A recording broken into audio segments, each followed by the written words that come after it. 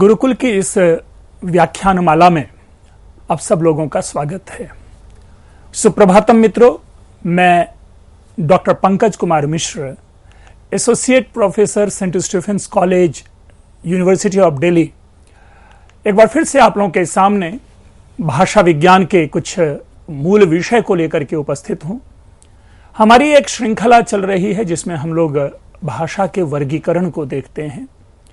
भाषा का वर्गीकरण अपने आप में एक महत्वपूर्ण कार्य है, श्रम है, क्योंकि किसी एक या दो भाषा के आधार पर हम भाषा की प्रकृति को नहीं जानते, तो तदनुसार भाषा की प्रकृति, पूरे विश्व की जितनी भी भाषा है उसकी प्रकृति को ध्यान में रख करके भाषा का एक वर्ग बनाया गया। एक ही नहीं, कई वर्ग बनाए गए और उन वर्गों में जो साम्य है उस साम्य को ध्यान में रख करके हम भाषा के वर्गीकरण को देख रहे हैं। तदनुसार हम लोगों ने दो प्रकार की मूल भाषा पद्धति देखी, भाषा के वर्गीकरण की पद्धति देखी, जिसमें एक पद्धति आकृति मूलक कहलाती है और दूसरी पारिवारिक। आकृति मूलक को भी हम लोगों ने भली भांति समझने की कोशिश की है, बल्कि यूं कहें कि आजकल हम लोग आकृति मूलक वर्गीकरण को ही देख रहे हैं।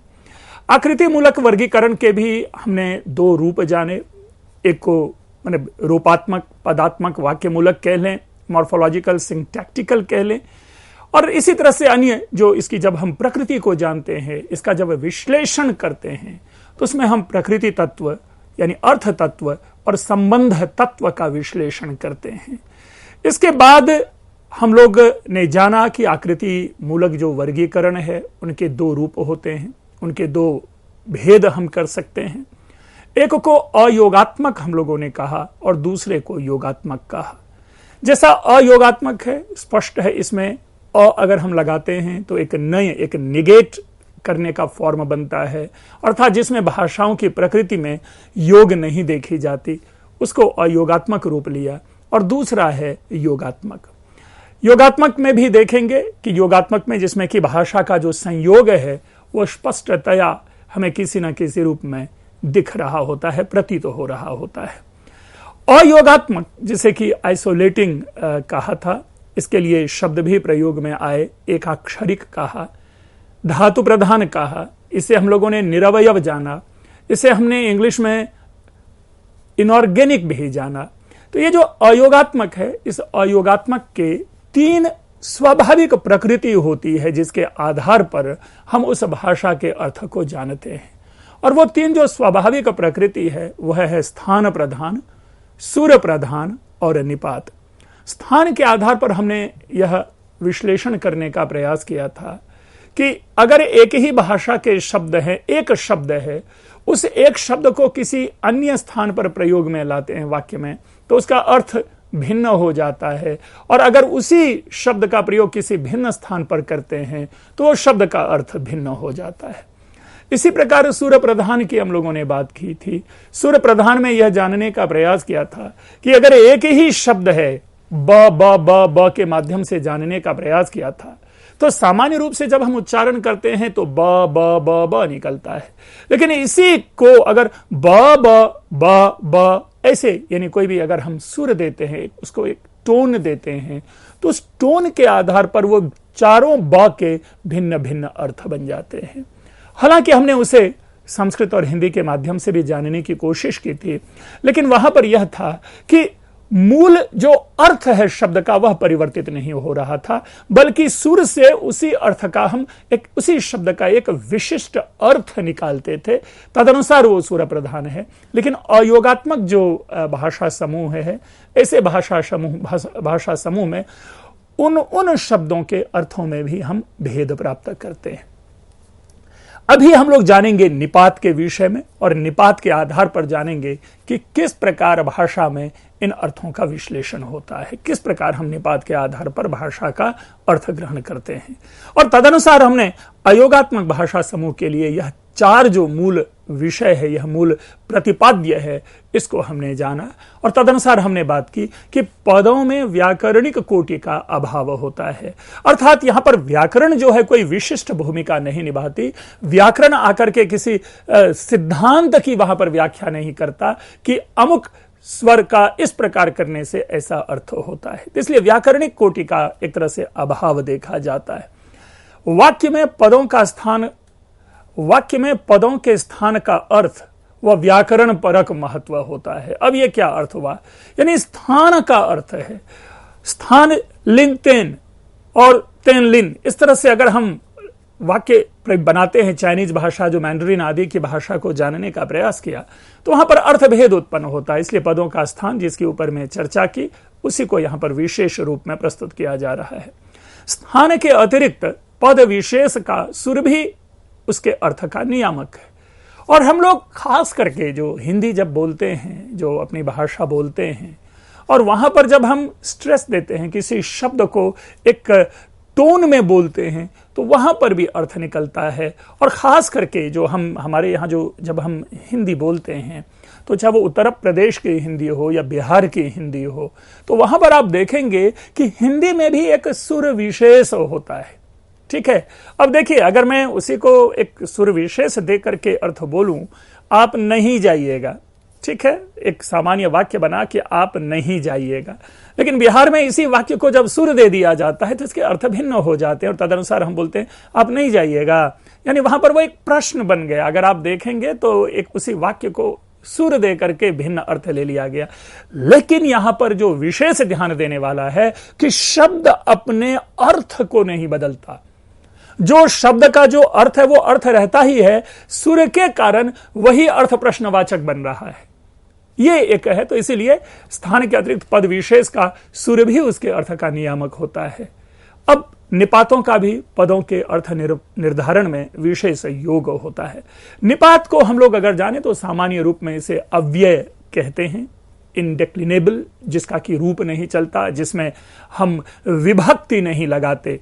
संस्कृत में यह बहुत ही प्रसिद्ध है। और आप लोग जानते हैं कि यास्क ने जब अपने निरुक्त में ये बात कही है, वहां पर नाम, धातु, उपसर्ग और निपात, इन चारों को प्रधान माना है अर्थ निर्धारण के लिए वाक्य में। तो वहां पर भी निपात शब्द को उन्होंने रखा है। और ये निपात क्या है, जैसे अगर आप देखें, वही है, निपात है, नु, खलु, हा, ही आदि जो ऐसे शब्द होते हैं और वाक्यों में प्रयोग में लाए जाते हैं, तो ये शब्द वहां निपात होते हैं। और तभी हम लोग कहते हैं कि जैसे खलु शब्द का प्रयोग करते हैं तो वह निश्चयात्मक होता है, ननु शब्द का प्रयोग करते हैं तो निश्चयात्मक होता है। लेकिन शास्त्र में यही ननु शब्द अगर प्रारंभ में जुड़ जाता है तो एक प्रकार से पूर्व पक्ष की बात कर रहा होता है। अर्थात सिद्धांत में अगर किसी प्रकार का दोष होता है तो उस दोष को स्पष्ट करने के लिए हम ननु शब्द का प्रयोग कर लेते हैं और तदनुसार हम अर्थ ग्रहण कर लेते हैं कि यहां पर अमुक निपात के कारण हम इस विषय को समझ पा रहे हैं। अब देखते हैं निपात यह है क्या। अब अगर हम एक भाषा को उदाहरण में लें, और जो सबसे ज्यादा जो निपात की भूमिका है वो चाइनीज, आप लोग देख पा रहे हैं कि चाइनीज भाषा है जिसका हमने उदाहरण यहां पर लाने का प्रयास किया है। उसी में एक चू निपात है। अभी जैसे हमने संस्कृत में बोला खलु या हमने कहा खू, तो इस आधार पर देखिए कि चू जो शब्द है वो कैसे इसमें प्रभाव डाल रहा है।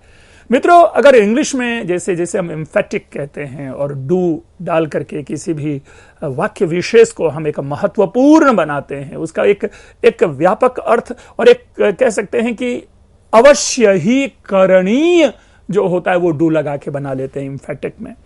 इसी प्रकार संस्कृत में भी आप चाहे पद्य का निर्माण देख लें, पद्यों में बहुत अधिक प्रयोग होता है, गद्य में भी इनके प्रयोग बहुत होते हैं। हम लोग भी खास करके जो खलु शब्द है, नु शब्द है, वै शब्द है, ही शब्द है, अव्यय कह लें, शब्द छोड़ के अव्यय निपात है, इसका प्रचुर प्रयोग करते हैं।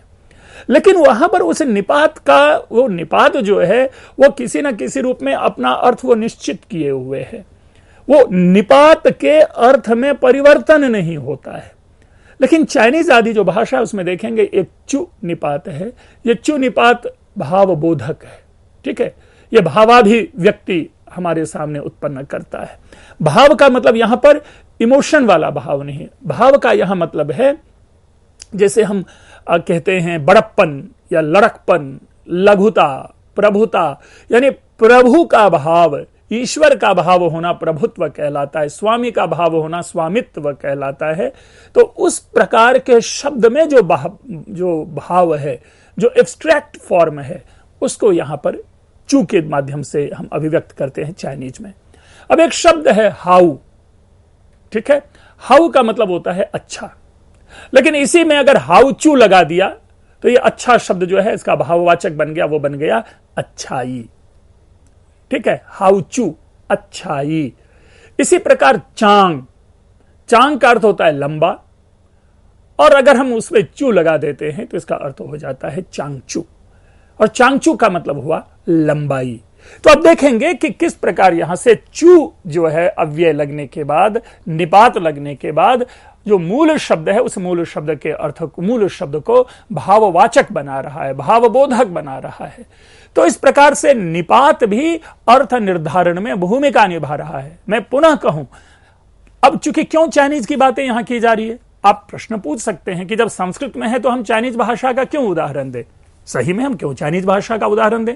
लेकिन इसका भी समाधान है अपने पास, और वो समाधान यह है कि संस्कृत में निपात के जो अर्थ हैं वो निपात अपने प्रभाव के कारण अपने अर्थ को कैरी नहीं कर रहा किसी भाषा में, ठीक है।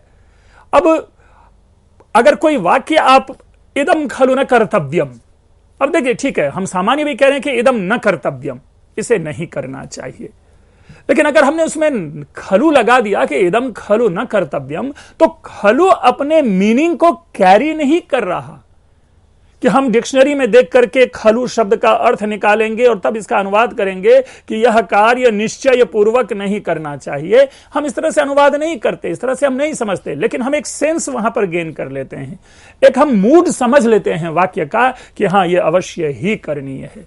जैसे आप देखिए चू लगाने के बाद, अब कही रही बात कि आप यही चीज कह सकते हैं कि लेकिन कि प्रभुत्व शब्द है, वहां पर आपने प्रत्यय लगाया, वहां पर आपने एक बाद में जो त्व आ रहा है तो ये निपात हो सकता है, लेकिन नहीं, संस्कृत में वो निपात नहीं है, संस्कृत में उसे हम प्रत्यय कहते हैं।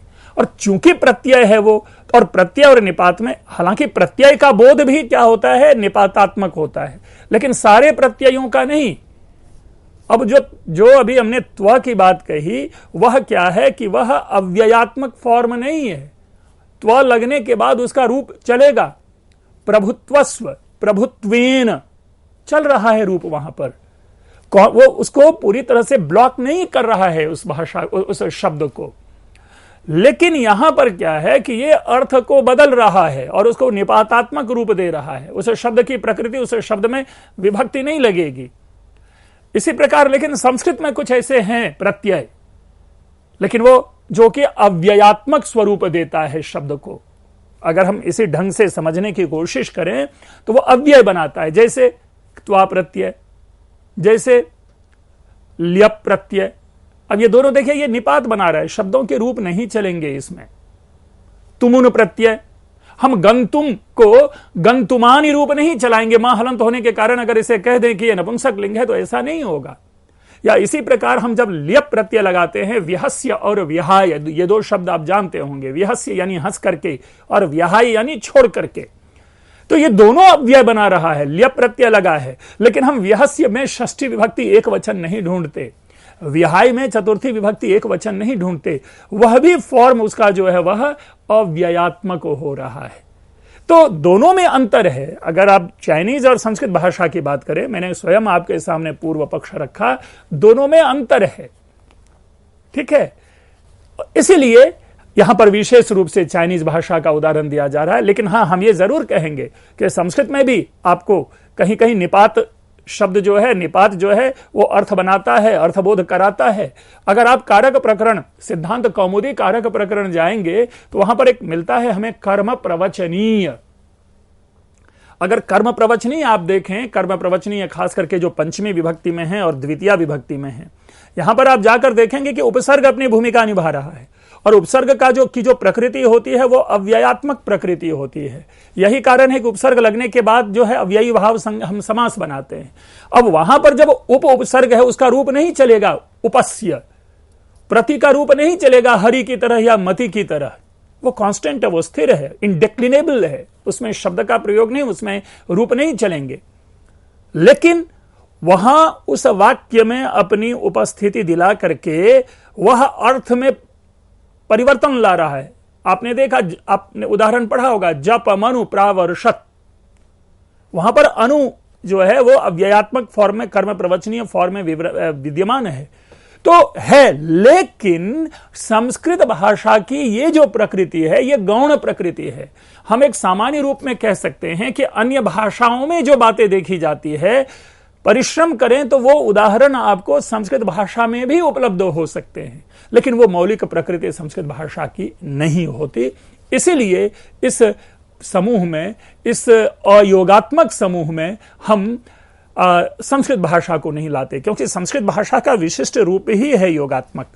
आप पढ़ेंगे उसमें, और योगात्मक में भी बड़े बड़े सुंदर हैं, क्योंकि प्रकृति और वहां अर्थ तत्व और संबंध तत्व स्पष्ट दिखता है। अस्तु, तो ये निपात की बात कर रहे थे अयोगात्मक श्रेणी में, और तदनुसार एक सार रूप में हमने देखा था कि जो ये तीनों जो स्थान है, सुर है और निपात है, इन तीनों के आधार पर यदि कोई भाषा डेवलप कर रही है तो ये उदाहरण आपके सामने हमने प्रस्तुत किया है। आप देखेंगे कि चतुर्थ उदाहरण है बर्मी और तिब्बती, जो बर्मीज लैंग्वेज है और तिब्बतन है। ये निपात प्रधान है। ये निपात के आधार पर इसमें अर्थ का निर्धारण होता है। निपात इसमें प्रमुख भूमिका निभाता है। चाइनीज में स्थान और सुर, सूडानी में स्थान जो प्लेसमेंट ऑफ वर्ड है या रिप्लेसमेंट ऑफ वर्ड जो है, और कह सकते हैं कि इंटरचेंजेबल अगर ये इनके वर्ड होते हैं तो अर्थ बदल जाते हैं।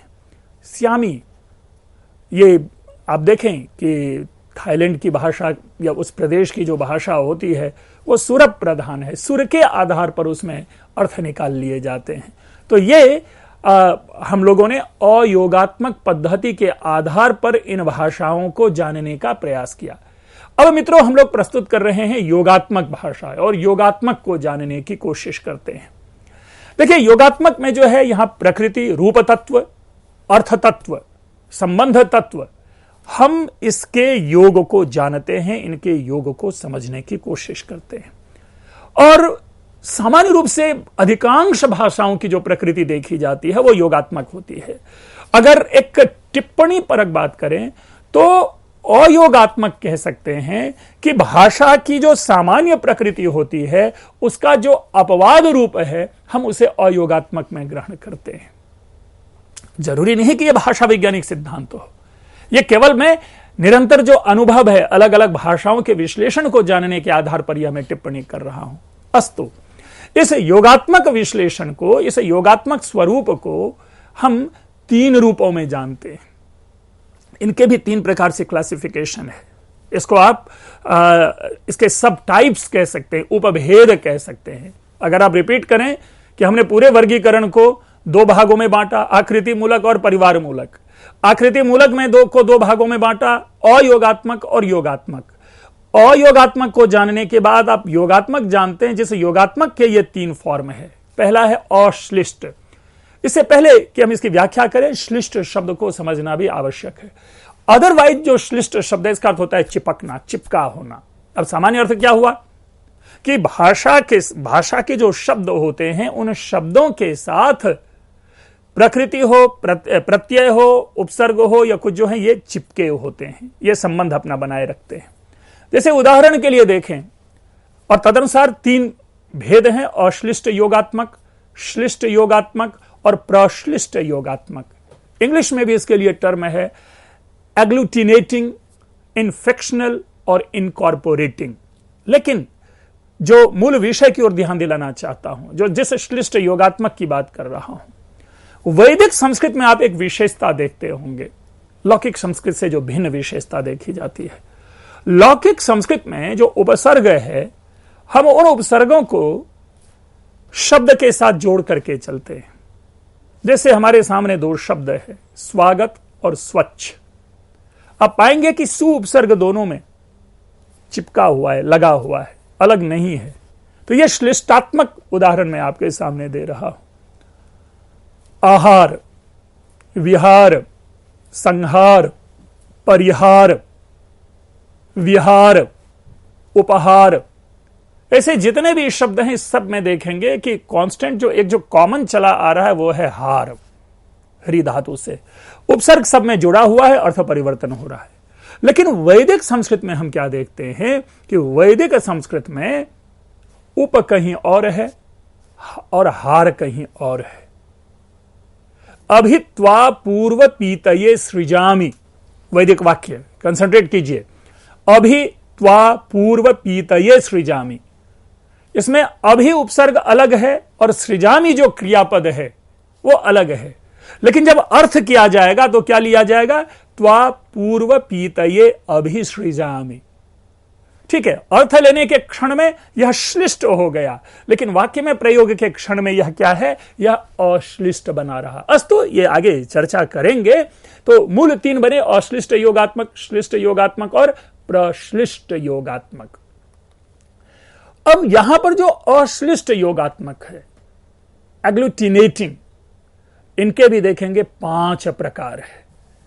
अब इन पांचों को देखिए, हम भाषा में यद्यपि शब्द प्रयोग हो रहा है प्रत्यय, अगर संस्कृत की दृष्टि से प्रत्यय का अर्थ करेंगे तो इसका सामान्य होता है कि जो मूल शब्द या धातु के बाद लगे। ठीक है, लेकिन जब हम यहां समझ रहे हैं तो हम ये अर्थ लेंगे, ऐसा वर्ण, ऐसा शब्द जो मूल शब्द के पूर्व में भी लग रहा हो, मध्य में भी लग रहा हो और बाद में भी लग रहा हो। अर्थात अपनी अपनी जगह पर शब्द जो है रिप्लेस हो जाता है। अब उदाहरण लीजिए, मैं 2 उदाहरण देता हूं, छे च और पदांताद्वा। इस छे च और पदांताद्वा को आप क्या देखेंगे कि शब्द है विष्णु छाया और लक्ष्मी छाया। ये 2 शब्द है। ये अलग विषय है कि दोनों वैकल्पिक हैं, लेकिन बीच में क्या आ रहा है? एक च आ रहा है। अगर छे च और पदांताद्वा के नियम को जान रहे हो तो यह तुक का आगम करता है।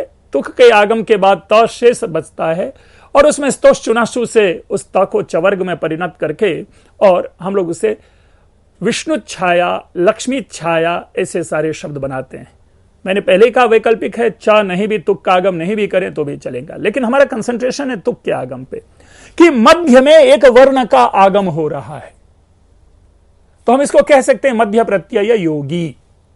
लेकिन चूंकि उस तुक के आगम से या च के आगम से शब्द के अर्थ में परिवर्तन नहीं हो रहा, लेकिन यहां जो हम पूर्व प्रत्यय योगी जो 5 प्रकार के हैं, पहले लिस्टिंग ले लें, फिर उसके बाद विमर्श करेंगे कि पूर्व प्रत्यय योगी, मध्य प्रत्यय योगी, पर प्रत्यय योगी, आद्यंत प्रत्यय योगी और सर्व प्रत्यय योगी।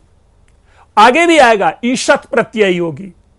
ऐसे कई, मतलब सुनने में बड़ा अच्छा लगता है क्योंकि प्रत्यय योगी शब्द है और उसके साथ देखिए पूर्व में भी प्रत्यय लगे, मध्य में भी लगे, पर यानी बाद में भी लगे, पहले और बाद में भी लगे, सब जगह लगे, और ईशत प्रत्यय है, कहीं कहीं लगे कहीं कहीं ना लगे। तो ये भाषा ही प्रकृति है जिसके आधार पर हमारे भाषा वैज्ञानिकों ने इस तरह से भाषाओं का वर्गीकरण किया है। वो तो है ही, बड़े ही चैलेंजिंग है इस चीज को समझना। लेकिन जिस विषय की ओर में ले जा रहा था, हमने उदाहरण लिया च तुक के, तो वहां अगर आप तुक की भूमिका को देखें तो एक प्रकार से जो प्रकृति है वो मध्य प्रत्यय योगी है, लेकिन उसके प्रयोग से अर्थ में परिवर्तन नहीं होता। हम जिस अश्लिष्ट योगात्मक की यहां चर्चा कर रहे हैं यहां, और जो भेद की बात कर रहे हैं, पूर्व प्रत्यय मध्य प्रत्यय की बात कर रहे हैं, यहां प्रत्यय लगने के बाद अर्थ में भी परिवर्तन होता है, और अर्थ में भी परिवर्तन नहीं होता बल्कि अर्थ में ही परिवर्तन होता है, पूरे अर्थ को बदल देता है शब्द भीतर में प्रविष्ट होकर के। एक और सुंदर प्रयोग देखें, हालांकि बाद में हम जो मध्य प्रत्यय योगी है भाषा विज्ञान की दृष्टि से इनको इनफिक्सेशन कहते हैं, ये जब इसकी विस्तृत व्याख्या लेके चलेंगे और उदाहरण के साथ जानेंगे। लेकिन एक मैं आप लोगों को उदाहरण में लाऊं, कालिदास का काव्य है रघुवंशम। रघुवंश के 13वें सर्ग में एक प्रयोग है। अब जो स्मृति आ रही है शायद वो शब्द प्रयोग है प्रभ्रंशयाम नहुषम चकार। अब देखिए, मूल होना चाहिए प्रभ्रंशयाम चकार, लेकिन वहां पर क्या कर दिया गया?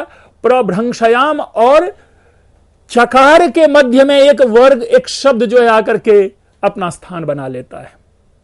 ठीक है, तो तदनुसार वो हम उसको मध्य प्रत्यय इनफिक्स कह सकते हैं, फिक्सेशन हो रहा है, लेकिन संस्कृत की प्रकृति क्या है कि वहां पर उसे निकाल करके हम प्रभ्रंशयाम नहुषम प्रभ्रंशयाम चकार, इस प्रकार से वाक्य करते हैं कि नहुष को ऊपर से गिरा दिया, स्वर्गलोक से गिरा दिया। अस्तु, प्रसंग में जो भी अर्थ हो, लेकिन वहां पर जो प्रभ्रंशयाम नहुषम चकार अपने अर्थ में कोई परिवर्तन नहीं लाता। इसी प्रकार एक दो मैं और उदाहरण देता हूं ताकि बात स्पष्ट हो जाए, एक अंतर क्रिएट हो जाए। हम बार बार उदाहरण लेते हैं दो प्रदेश विशेष के उच्चारण की, एक है पंजाब और एक है बिहार। पंजाब प्रदेश में हम क्या देखते हैं, वहां पर स्कूल शब्द है या जो भी संयुक्त वर्ण है उसके मध्य स्वर का आगम हो जाता है और स्कूल सकूल हो जाता है। तो लेकिन यहां क्या है, स्वर का मध्य आगम होता है। लेकिन बिहार में क्या होता है, स्वर का पूर्व आगम हो जाता है, वही स्कूल स्कूल बन जाता है, स्कॉलरशिप और स्कॉलरशिप बन जाता है। हरियाणा प्रदेश के लोगों को सुनेंगे जो नेतृत्व अगर शब्द है तो वहां पर नेतृत्व वो बोल लेते हैं, यानी त और व के मध्य में अ का आगम हो गया है। मित्रों, अब इस प्रक्रिया को, इस गूढ़ रहस्य को हम आगे कंटिन्यू करेंगे। आप लोग बड़े ध्यान से, थोड़ा सा ये टेक्निकल है इस विषय को समझना, इसमें कोई बहुत अधिक हल्केपन में इन बातों को प्रस्तुत कर पाना कठिन है। आप लोग जरा ध्यान से इसे सुने और सुनते रहें और उसके बाद प्रतिक्रिया देते रहें। अगर अभी तक आप लोगों ने ध्यान से सुना है, बढ़िया से सुना है, आप लोगों का बहुत बहुत धन्यवाद। बस टिप्पणी भेजते रहें अपनी।